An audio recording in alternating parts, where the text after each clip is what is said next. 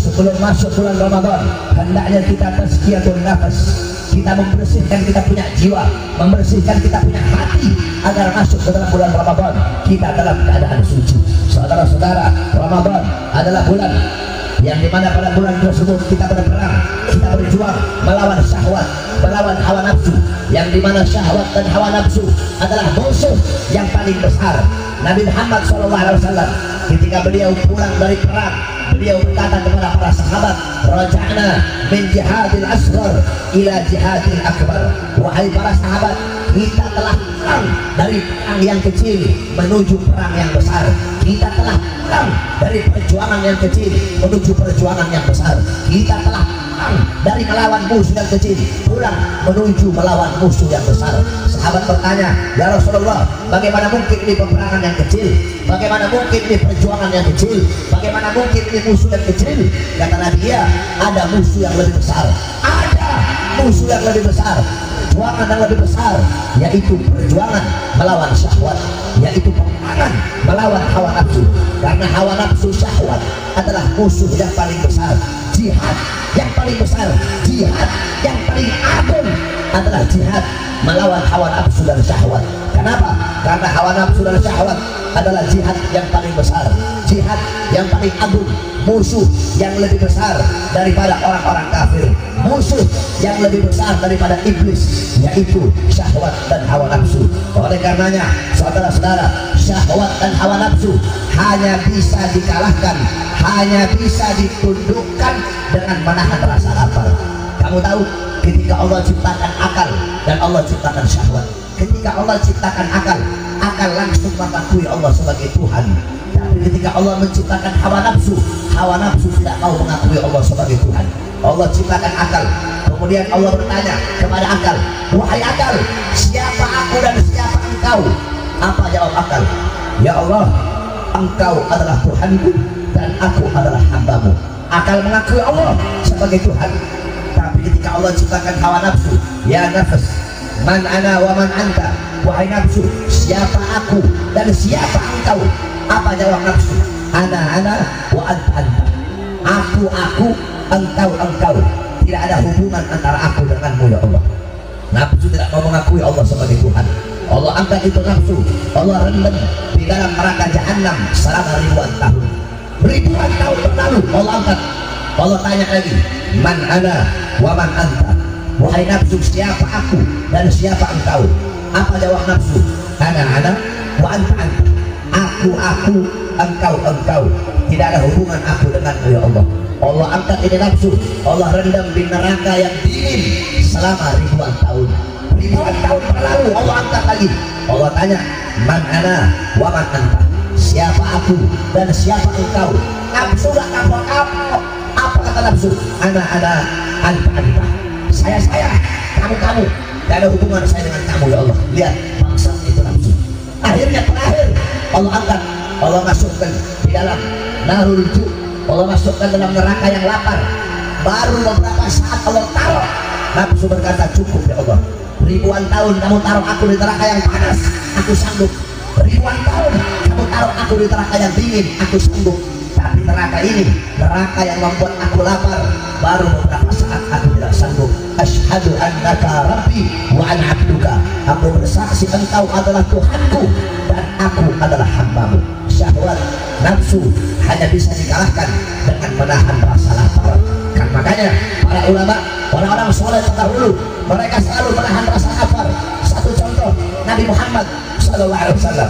Nabi Muhammad tidak pernah beliau dalam keadaan kenyang, saudara-saudara. Nah, satu waktu ketika sahabat Nabi membawakan bubur gandum dan harisa, untuk Nabi, dibawa itu bubur, ya Rasulullah, ini aku punya bubur untukmu, ya Rasulullah. Apa kata Nabi? Bawakan ini bubur kepada Fatimah, karena sudah 3 hari 3 malam Fatimah belum makan. Dibawa itu bubur kepada Sayyidatuna Fatimah. Ketika itu bubur sampai kepada Sayyidatuna Fatimah, apa kata Fatimah? Bawa saja ini bubur kepada ayahku Muhammad, karena sudah 3 hari 3 malam ayahku belum makan. Saudara-saudara, Rasulullah 3 hari 3 malam tidak makan, mengganjal perutnya dengan sebongkah batu, sampai-sampai qala Aisyah radhiyallahu anha indaman ala qabrin Nabi. Sayyidatuna Aisyah berkata, ketika beliau berdiri di atas kuburnya Nabi, beliau berkata, ya man kharaja minat dunya walam yashba' batnahu walau bi khubsi sa'ir. Wahai seorang manusia yang wafat dalam keadaan perutnya kosong, belum masuk sesuatu apapun walaupun sekedar roti yang kering. Bahkan Nabi Muhammad wafat, Nabi Muhammad meninggal dalam keadaan perutnya kosong, dalam keadaan lapar. Saudara-saudara, Al-Imam Al-Habib Hasan bin Saleh Al-Bahr selama 7 bulan berturut-turut tidak makan tidak minum, tazkiyatun nafas, membersihkan jiwa. Beliau bermujahadah, berjuang untuk apa? Untuk melawan dan menundukkan hawa nafsunya. Al-Imam Al-Habib Ahmad bin Zaid Al-Habsyi selama bertahun-tahun cuma makan tepung pakai minyak sandal, saudara-saudara, karena tidak mau dalam keadaan kenyang. Sampai-sampai Al-Imam Al-Habib Abdullah bin Abu Bakar Al-Idrus umur 7 tahun puasa selama 2 tahun berturut-turut dan cuma berbuka dengan 2 butir kurma. Habib Abdullah Al-Idrus umur 7 tahun puasanya selama 2 tahun berturut-turut dan cuma berbuka dengan 2 butir kurma. Berarti 1 tahun cuma 1 butir kurma beliau berbuka puasa. Di umur 10 tahun beliau berpuasa selama 4 tahun berturut-turut dan cuma berbuka dengan 4 butir kurma. 1 tahun cuma buka puasa pakai 1 butir kurma. Begitulah keadaan para ulama, keadaan para aulia, keadaan para nabi dan rasul di dalam menundukkan hawa nafsu dan menundukkan syahwatnya. Kenapa? Saudara-saudara, an-nafsu katifli an tuhmilhu syab'ala hubbil radai wa in taftihu yang fatimi. Hawa nafsu, syahwat itu bagaikan bayi yang menyusui. Nafsu syahwat itu kayak bayi yang lagi nyusu. Kamu itu ibunya. Nafsu adalah anakmu.